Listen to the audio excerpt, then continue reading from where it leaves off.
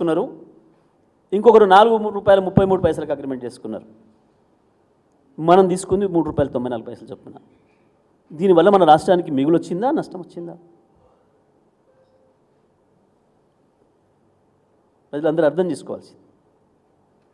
₹3.94 మనం కొంటే ₹4.94 తమిళనాడు, ₹4.33 కర్ణాటక కొనే సేమ్ టైంలో. ఏం జరిగింది ఇక్కడ? నిజమే, ఛత్తీస్గఢ్ రాష్ట్రానికి ఇప్పుడు పైసలు ఎక్కువ ఇస్తే మనకు వచ్చే లాభం ఏంది? ఇందులో ఏమైనా సాడుగా తీసుకునే అవకాశం ఉందా? ఒక ప్రభుత్వ రంగ సంస్థ చైర్మన్ కావచ్చు, ఒక ప్రభుత్వ అధినేత కావచ్చు,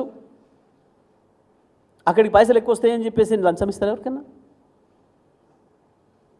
మరి ఇక్కడ లోపం ఎక్కడ జరిగింది?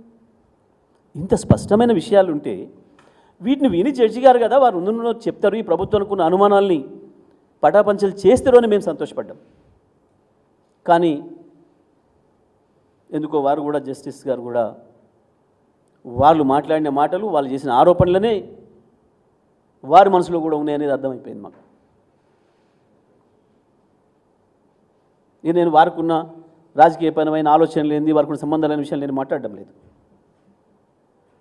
ఇంత క్లియర్గా ఉన్న విషయం. ఒకవేళ మీకు ఇంకా ఇది కేసీఆర్ గారిది కూడా తీసుకున్న తర్వాత, వాంగ్మూలం వివరణ తీసుకున్న తర్వాత మీకు అనుమానం ఉంటే మరి ఛత్తీస్గఢ్ కూడా పిలవాల్సి ఉంటుంది. ఆ తర్వాత మీరు నిర్ణయం చెప్పి అది ప్రభుత్వానికి ఇవ్వాలి నివేదిక. వాస్తవానికి బయటికి మాట్లాడడానికి లేదు కమిషన్లు ఎప్పుడు కూడా. ఈ దేశంలో 100కు పైగా కమిషన్లు ఏర్పడ్డాయి. ఒక కమిషన్ కూడా విలేకరుల సమావేశం పెట్టి చెప్పలే, మధ్యలోనే అయిపోయినాక కూడా చెప్పలే. సబ్మిట్ చేసినా మేము ప్రభుత్వానికి చెప్పిపోయారు అంతే తప్ప. ఇంత స్పష్టంగా వరకు దురుద్దేశం ఉన్నట్టు కనపడింది మనకు. ఇక మూడవది Bhadradri sub critical technology. Sub critical technology, super critical technology అంటే ఎందుకు కూడా తెలియాలి. అది తెలియని వాళ్ళు చాలామంది మాట్లాడారు సభలో కూడా. ఇప్పటి వరకు మొత్తం ప్రపంచంలో 2014 వరకు నిర్మాణమైన మొత్తం కూడా ఒక టెక్నాలజీ. ఆ టెక్నాలజీ అంటే ఏంటంటే మొట్టమొదటగా 30 మెగావాట్లు లేదా 60 మెగావాట్లు, 100 మెగావాట్లు, 200 మెగావాట్లు, 500 మెగావాట్ల వరకే ఉత్పత్తి అయ్యేది ఒక ప్లాంట్లో, ఒకటే ప్లాంట్లో. ఆ తర్వాత కొత్తగా 800 మెగావాట్లు ఒకే చోట ఉత్పత్తి చేయడానికి కావాల్సిన టెక్నాలజీ వచ్చింది. దాన్ని సూపర్ క్రిటికల్ టెక్నాలజీ అని పేరు పెట్టినరు. అంతకుముందు వరకు ఉన్న మొత్తం టెక్నాలజీకి సబ్ క్రిటికల్ టెక్నాలజీ అని పేరు పెట్టినరు.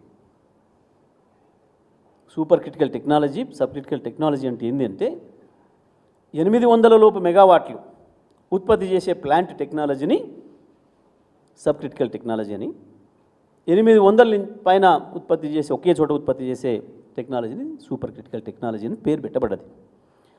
పేరు పెట్టి ప్రపంచవ్యాప్తంగా ఈ తక్కువ కెపాసిటీతో ఉత్పత్తి అవుతున్న ఈ ప్రాజెక్టుల ద్వారా వచ్చే పొగ ఏదైతే ఉందో ఇది ఎక్కువ కార్బన్ ఎమిషన్స్ని ఇస్తుంది, పర్యావరణానికి కొంచెం ఇబ్బంది జరుగుతుంది, దానికి కొంచెం బొగ్గు ఎక్కువ ఉత్పత్తి అవసరం పడుతుంది.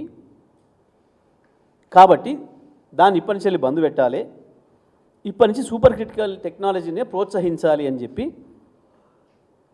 ప్రపంచవ్యాప్తంగా ఒక చర్చ వచ్చి దానికి ఒక అగ్రిమెంట్ జరిగింది అన్ని దేశాల మధ్యన. దాని ప్రకారం 2017 వరకు పూర్తయ్యే ఏ ప్లాంట్లు అయినా మీరు ఏ టెక్నాలజీతో పెట్టుకోవచ్చు. 2017 తర్వాత పూర్తయ్యే ప్రాజెక్టులు ఉంటే మాత్రం, ఇప్పుడు ప్రారంభిస్తే మాత్రం దాన్ని తప్పకుండా సూపర్ క్రిటికల్ టెక్నాలజీతో వాడాలి అనేది కేంద్ర ప్రభుత్వం యొక్క చట్టం. ఇది దీని ప్రకారం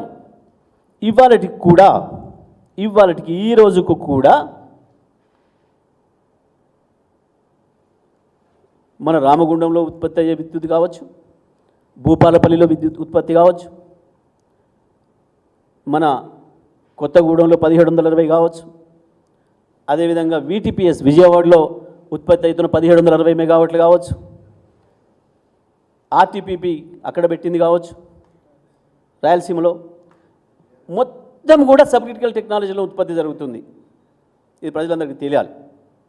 మొత్తం సబ్ క్రిటికల్ టెక్నాలజీతోనే 60 మెగావాట్లు, 200 మెగావాట్లు, 500 మెగావాట్ల ప్లాంట్లతోనే ఉత్పత్తి జరుగుతుంది. ఈ సబ్ క్రిటికల్ టెక్నాలజీ మొత్తం భారతదేశంలో 90% ఉత్పత్తి సబ్ క్రిటికల్ టెక్నాలజీతోనే జరుగుతుంది. అటువంటి పరిస్థితులలో మన తెలంగాణ విద్యుత్ అవసరాలను దృష్టిలో పెట్టుకొని కేసీఆర్ గారు ఎవరికి ప్రైవేట్ వాళ్ళకి ఇచ్చినా ఓపెన్ టెండర్లో పిలిచినా ఇవి వేరే తప్పుడు సంకేతాలు పోతాయి. ప్రభుత్వ రంగ సంస్థ BHEL